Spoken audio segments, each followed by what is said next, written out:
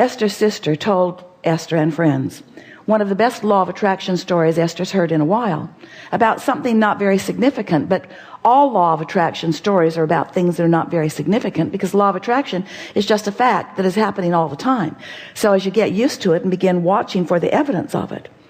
So she is watching her little 1-year-old granddaughter, and they are moving through a mall, a big mall in Houston, sort of passing the time. And this little girl is in a stroller, and she has on really bright, beautiful, shiny new shoes that her mother has just purchased for her at some significant price. And as Jeannie is moving through the mall with this baby, at some point she realizes one of the shoes is no longer on one of the feet. Unsettling. She didn't want to lose any shoes, especially new shoes. And so she begins retracing her step. Not an easy thing, because she has no idea where she's been. So she moves up and down 4 levels of a very large mall and does not find the shoe. Goes back to the hotel room thinking maybe we never got out the door with it, but it is not there either. And so the next day, still no shoe. And another day passes, and now Jeannie has given up on the shoe, you might say. And yet that morning she felt an inspiration to put the one remaining shoe on the baby. Now that may seem odd, but it seemed like the thing to do. And so off she goes to the mall. And so they're just letting the time pass. She is having a nice time. She is babysitting while the mother is in meetings, and moving around, sort of looking for the shoe, but really haven't given up on it. And then she comes to a buffet. She wants to get something for the little girl to eat. Looks at the menu, thinks, no, it's not quite right, begins to walk away, and feels an overwhelming impulse to go back there anyway.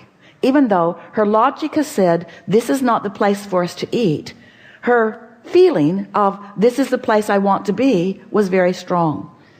And because Jeannie was tuned in, tapped in, turned on, having a wonderful day with her little granddaughter, she followed the impulse and went in and is sitting and eating with Ava.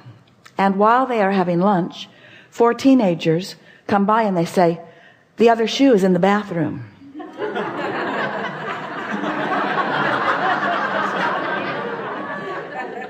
What bathroom? The bathroom down by such and such on another floor over there in the other end of the mall. Well, now Jeannie has all of the baby's things and all of their food there.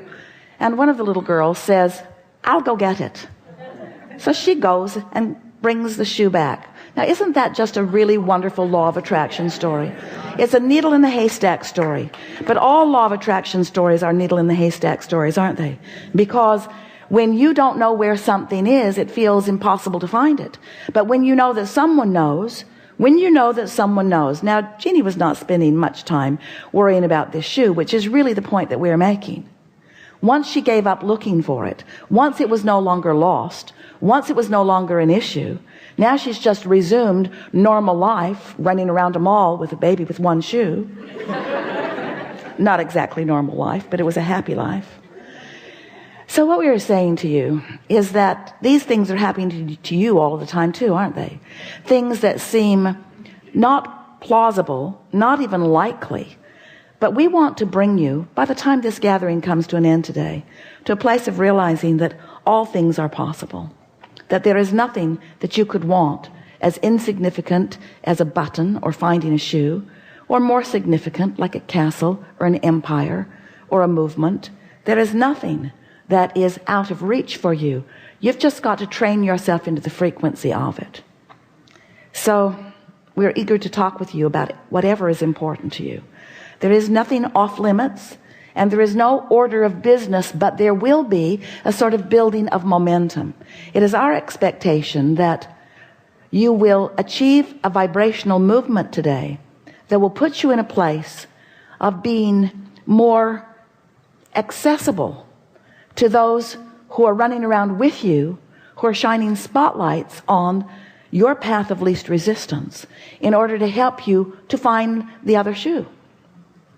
But it's not the finding of the shoe that we like most about this story. It's the unfolding of the story. It's the cooperative universe. It's the cooperative components. Because those cooperative components are what make up your life, you see. You are all day moving around with the cooperative components of your own desire, or with the cooperative components of the absence of your own desire. But cooperative components are surrounding you constantly, because you are offering a vibration that insists that components that are matching, that are cooperating with the vibration that you are sending, must come to you. You getting the sense of this?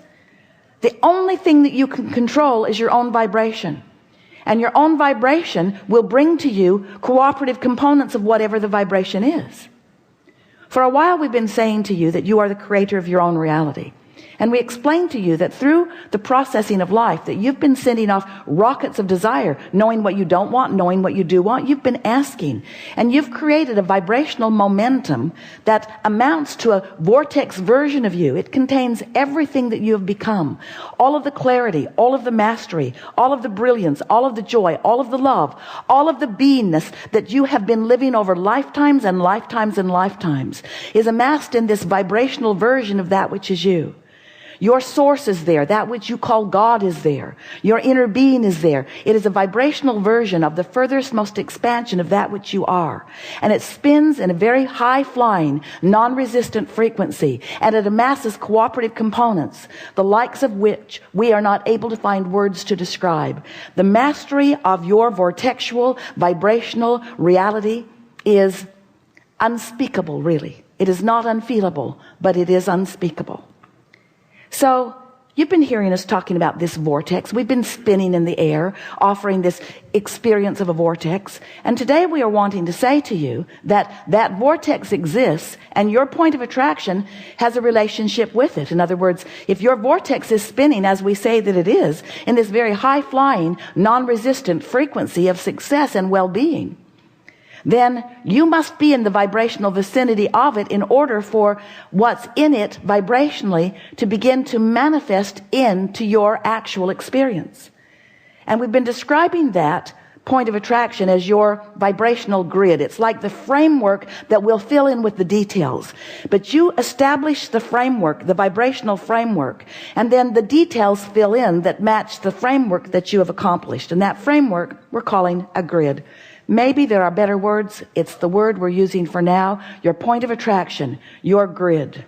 And now we're wanting to say to you that that grid is spinning too. In other words, you've got this vibration going on with you as your inner being has this vibration going on. And the question that we really want to ask is, what is the vibrational proximity of the vortex version of you and the grid version of you? In other words, who are you in terms of vibration, and who are you in terms of what you're allowing to manifest? That's really the question of the day, the week, the year, the century, the everything. That's the only thing that ever matters to you, is what is your frequency in relationship to the one that you have carefully crafted over all that you have lived. And the answer to that question lies within the emotions that you feel. The better you feel, the closer those frequencies are. The worse you feel, the more disparity there is between who you really are and what you've come to and what you're allowing yourself to be right now, this red hot minute. What is your point of attraction right now? A while ago, we wrote a book. And in the book, we described the emotional scale, where you might be depressed, you might be feeling fearful, you might be really discouraged, or you might be feeling love, you might be feeling appreciation, or something in between. You might be feeling overwhelmment or frustration. If you're feeling depressed, then revenge is a step in the right direction. If you're feeling revenge, then anger is a step in the right direction. But on this emotional scale, there are frequencies of greater and greater resistance. The worse you feel, the more resistance in the frequency, and the lower the frequency because of the resistance. So when we say to you that you have a very high flying frequency in your vibrational vortex, then that must make you understand that if you can achieve a consistent high flying frequency in your day-to-day offering of thoughts and words and behaviors, that with a little bit of practice you can get pretty good momentum going. And as that momentum becomes something that's so practiced that it's easy to keep going, then more and more you will be vibrating in sync with who you really are. So there will be little resistance or no resistance between who you really are and what you are wanting and where you're standing, so that you can receive the manifestations. You receive the inclinations. You receive the inspirations. You receive the impulses. You become a cooperative component in your own brilliant creation of life. And when you become a consistent cooperative component to the vortex that you've been creating, then the movement in your life experience is very exhilarating, because first of all, you feel good most of the time, and you have a leverage. You have flowing through you this energy that creates worlds, and what you're accomplishing in terms of how it feels and in terms of how it is perceived by those around you is really magnificent. In other words, when you begin applying the leverage of this energy that creates worlds, because you've tuned yourself into the frequency where it exists, then wonderful things begin happening for you.